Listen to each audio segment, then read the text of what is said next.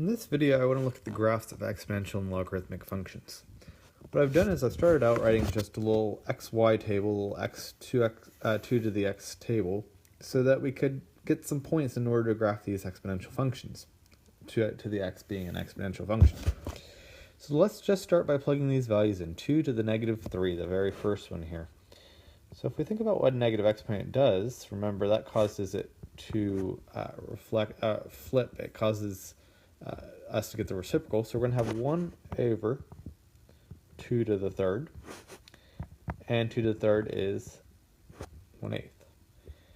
Let me just clean that up, shorten it up, put it in my first blank there.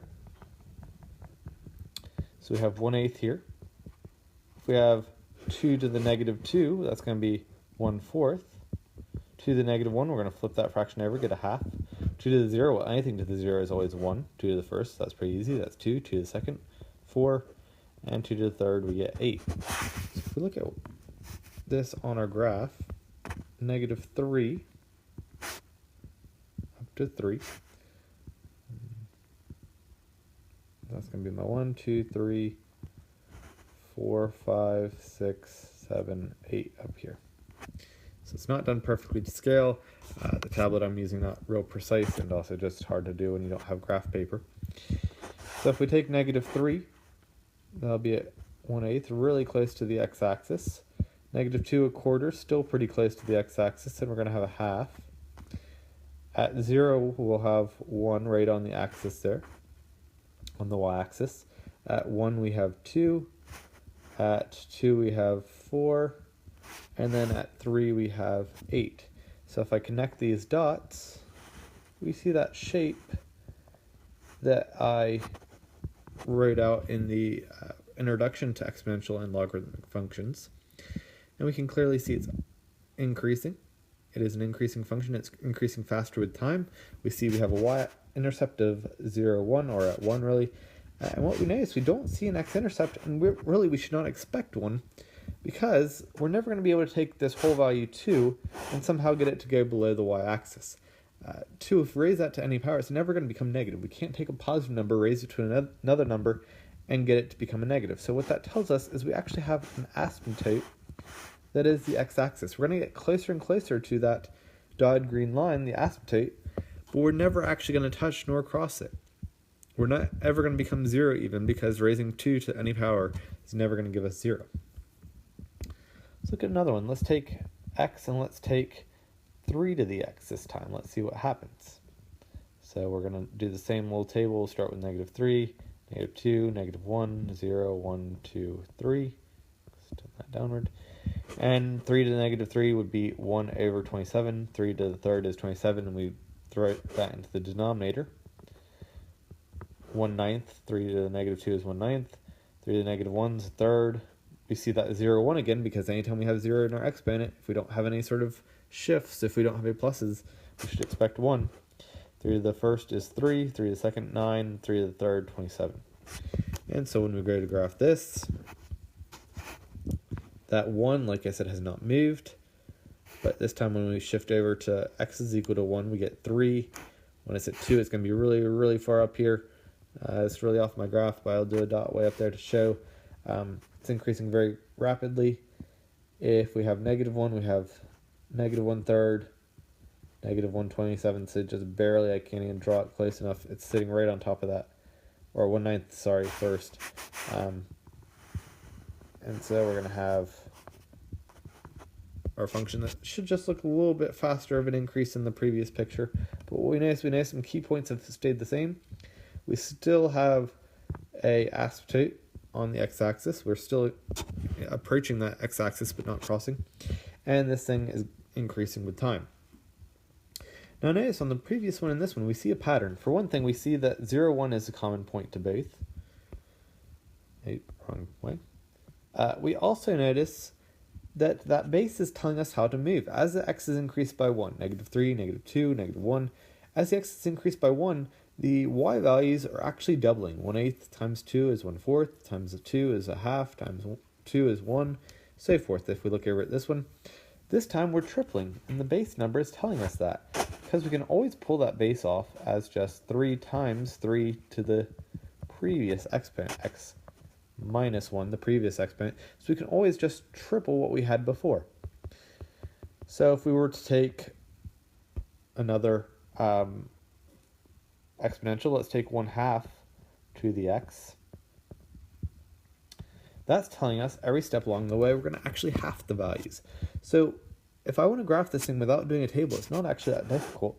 For one thing, I know I'm going to have that base point of 0, 1. I know that anything raised to the 0 power is always 1. So that's always going to be my first point. What this 1/2 tells me is as I move one step to the right, my values are going to half. So if I start at 1, I'm going to have a half. Then I'm going to have a quarter. If I were to go back to the left, I have to do the opposite thing. So I'd have -1, 2, -2, 4, and then -3 would be 8, so forth. So it's just telling me how much to move as I shift 1 to the right. So there's my function. This time we actually have a decreasing function because we're halving each step along the way. Another way to view the 1/2, that's just simply 2 to the negative x. We can get that thing to flip over by throwing a negative exponent up there. What does a negative x do? It reflects it about the y-axis. Notice we've taken this thing, we've reflected it about the y-axis. So that's just another way to see it. The transformations we learned about in chapter 1 apply the exact same way with these new functions. So if we're going to throw a negative up there, it reflects about the y. If we threw a negative in front, that would reflect about the x, so forth. We can shift them as well. We just want to get an idea what these base functions look like for now. So hopefully we'll have a decent understanding of the exponential function, looking back at our x and 2x graph. If we want to take a logarithmic function, if I want to view a logarithmic function, so let's say I want to view,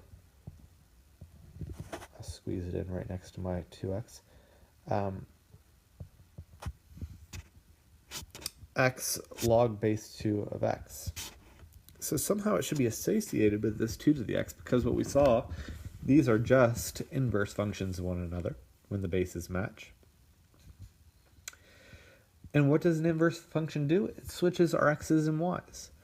So before, my first x was -3, that's going to become my first y. The 1/8 is going to become my x. -2 is my x. 1/4 is going to become, was my y, becomes my x now. So I'm just flipping the table from what we saw previously.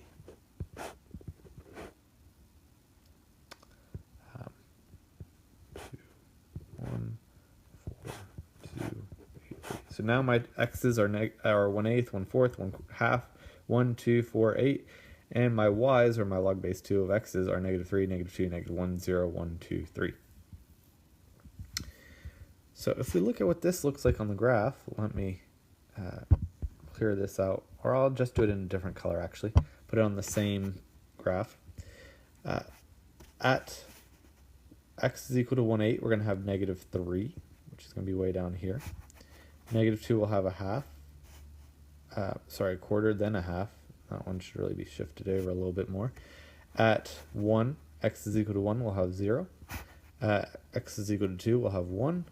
And then we move to x is equal to 4, we have 2. And then over here at 8, we'll have 3. And so we see kind of a similar looking function, but it has been reflected. And remember, inverse functions always reflect about the line y is equal to x, and that's exactly what we see here. What we also notice, let me throw another asymptote up here, we'll do this one in yellow. We see that the y-axis has actually become our asymptote for the same exact reason. I can't take a base and get it to become a negative. So if we view the bases the same, we're not going to be able to get negative values for my x. I can't get that result out of a log to be a negative. So for our logarithmic function, we see we have the y-axis is our asymptote. It is increasing with time, just like the exponential function, but rather than increasing faster, it's actually slowing down its rate of increase. At the beginning here, it's increasing very slowly, very quickly, excuse me, at the beginning it's increasing very quickly, and then it slows down with time. What we're going to notice with these logarithmic functions is that base point of the exponential that has been reflected, that 0, 1, is still going to be constant in logarithmic functions. It's just going to be 1, 0. So if I take any logarithmic function, let's take log base 4 x. We can do this one without getting an exponential function, without doing a table. We know we're going to have that base point of 1, 0. Because the x's and y's have switched, rather than thinking about, well, what happens if x increases by 1, I'm going to think about, well, what happens if y increases by 1? If y goes up to 1, my x is actually going to increase by a factor of 4. If y increases by another 1, it's going to increase by another 4. I would be up to 16 at this point. If my x were to decrease by, if my y were to decrease by 1, so moving from 0 to negative 1, my x would actually quarter because my base is 4. And so we get, we get same looking logarithmic function, but it's just been stretched out quite a bit because of that base being 4. So those bases are quite important. They tell us how to move. In the exponentials, it's saying as x increases by 1, then the y's do whatever that base number tells us to, either double, half, triple, whatever it might be. On the logarithms, if that base is telling us as the y's increase by 1, how the x's move.